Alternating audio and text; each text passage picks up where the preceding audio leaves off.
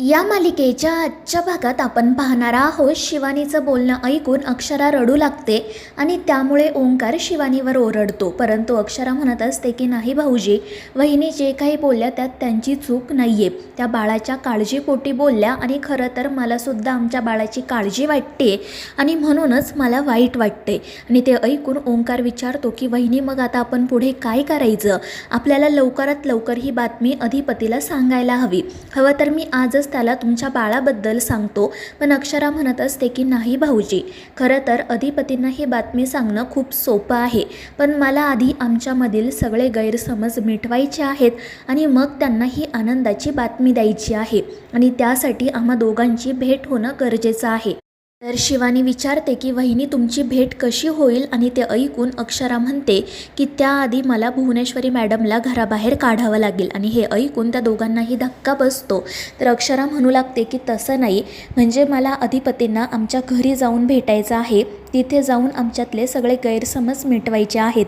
पण त्याआधी भुवनेश्वरी मॅडम घरातून बाहेर गेल्या आहेत याची मला खात्री करायची आणि यासाठी तुम्ही दोघांनी मला मदत करावी एवढी माझी इच्छा आहे.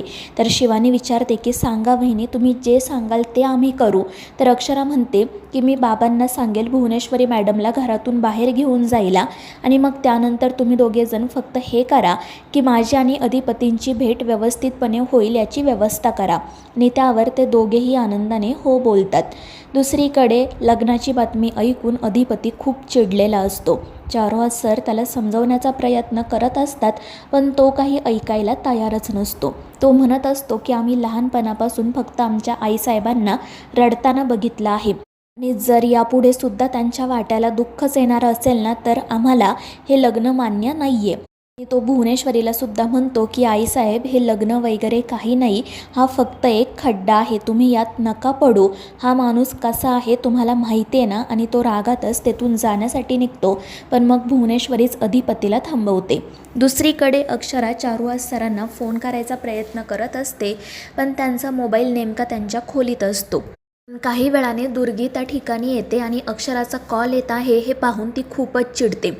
ती अक्षराचा कॉल कट करते आणि चारुहास सरांच्या मोबाईलवरून सुद्धा अक्षराचा नंबर ब्लॉक करते आणि रागातच म्हणते की तुझं वाटुळं होईल आणि नाही झालं ना तर मी ते करेल.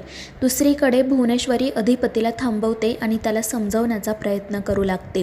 त्याचवेळी ती दुर्गी तिला खाली येताना दिसते, पण भुवनेश्वरी तिला इशारा करूनच तेथून जायला सांगते. मात्र दुर्गी तरीही लपून यांचं नेमकं काय बोलणं सुरू आहे ते ऐकू लागते.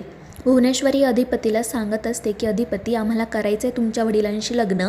पण अधिपती म्हणत असतो की आईसाहेब, आम्हाला माहिती आहे तुमची काय इच्छा आहे ते, पण हा माणूस कसा आहे तुम्हाला माहिती आहे ना, आणि यांचं तुमच्यावर प्रेम वगैरे काही नाही आहे. हा फक्त एक प्रकारचा बिझनेस आहे आणि समजा उद्या आमच्या मास्तरीनबाई घरी आल्याच नाहीत तर हे कशाला तुमच्याशी लग्न करतील. आणि ते ऐकून चारुहास सर म्हणतात की अक्षरा घरी येणार आहे आणि ते ऐकून अधिपती गप्प बसतो.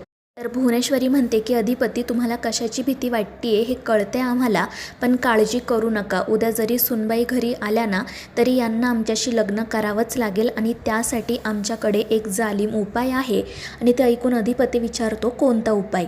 दुसरीकडे अक्षरा चारुहास कॉल उचलत नसल्यामुळे खूप काळजीत असते आणि मग ती ओंकारला अधिपतीला कॉल करायला सांगते.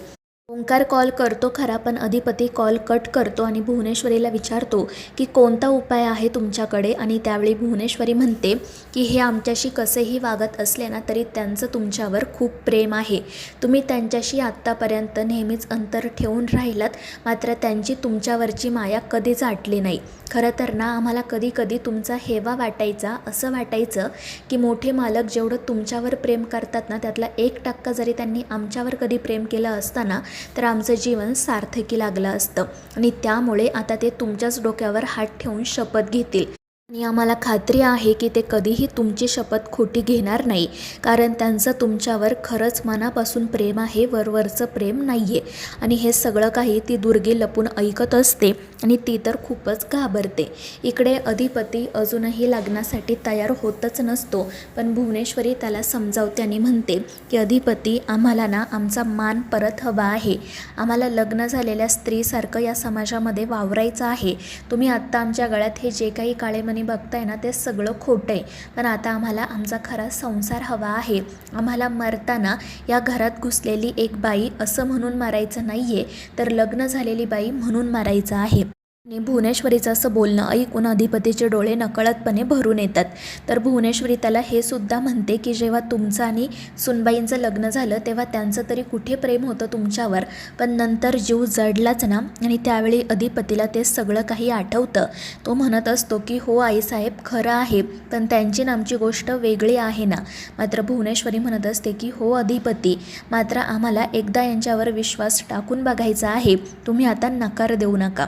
दुसरीकडे अक्षरा शिवानीला आणि ओंकारला सांगते की तुम्ही दोघेजण घरी जा आणि तिथे नेमकं काय सुरू आहे ते मला सांगा, आणि मग त्यानंतर आपण पुढे काय करायचं हे ठरवू. आणि ते ऐकून ते दोघेजण घरी जाण्यासाठी निघतात. अक्षरा मात्र चारुहास सर नेमकं काय करणार असतील याचाच विचार करत असते.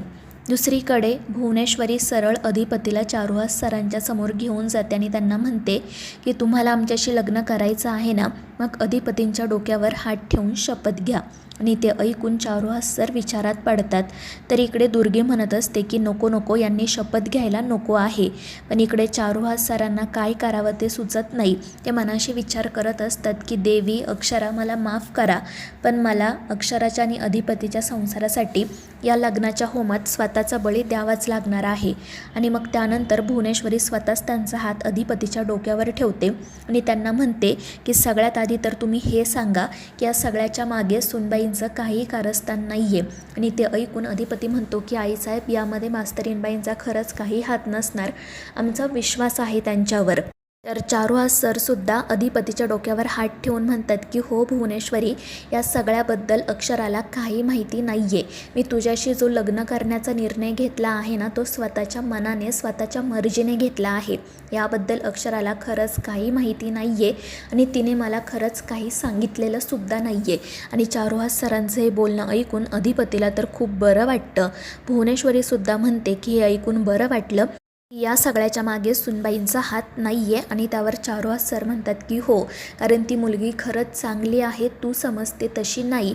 आणि मग त्यांचा वाद सुरू होणारच असतो, पण तितक्यात आजी त्यांना थांबवतात. तर इकडे दुर्गे मात्र हे सगळं पाहून म्हणत असते की या लोकांनी माझ्या चंचीचं आयुष्य उद्ध्वस्त केलं. आता या दोन थेरड्यांना लग्न करून कुठे जायचं आहे काय माहिती, पण काही झालं तरी मी काही हे लग्न होऊ देणार नाही. दुसरीकडे भुवनेश्वरीने सांगितल्यानंतर चारुहास सर अधिपतीच्या डोक्यावर हात ठेवून हे सुद्धा सांगतात की मी भुवनेश्वरीसोबत लग्न करायला तयार आहे.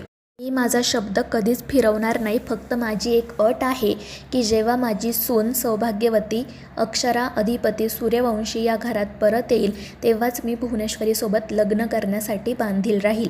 आधी तिला या घरात यावं लागेल आणि मगच आमचं हे लग्न होईल. आणि ते ऐकून भुवनेश्वरीसुद्धा हसतच म्हणते की ठीक आहे, तुमची ही अट आम्हाला मान्य आहे. आणि मग त्यानंतर चारुहास सर त्यांचा हात खाली घेतात. तर आजी त्यांचं लग्न ठरलं म्हणून सगळ्यांना साखरही वाटतात आणि त्यांना जोडीने देवीचा आशीर्वादही घ्यायला सांगतात. पण चारुहास सर म्हणतात की नाही आई, आत्ताच हे सगळं नाही, आधी अक्षराला घरात येऊ द्या आणि मग त्यानंतर आम्ही जोडीने सगळ्या देवांचे आशीर्वादही घेऊ. आणि मग ते तेथून निघून जातात. भुवनेश्वरी मात्र हसतच देवीपुढे हात जोडते. तर मित्रांनो, या मालिकेच्या पुढील भागांच्या अपडेटसाठी आपल्या चॅनेलला सबस्क्राईब करा.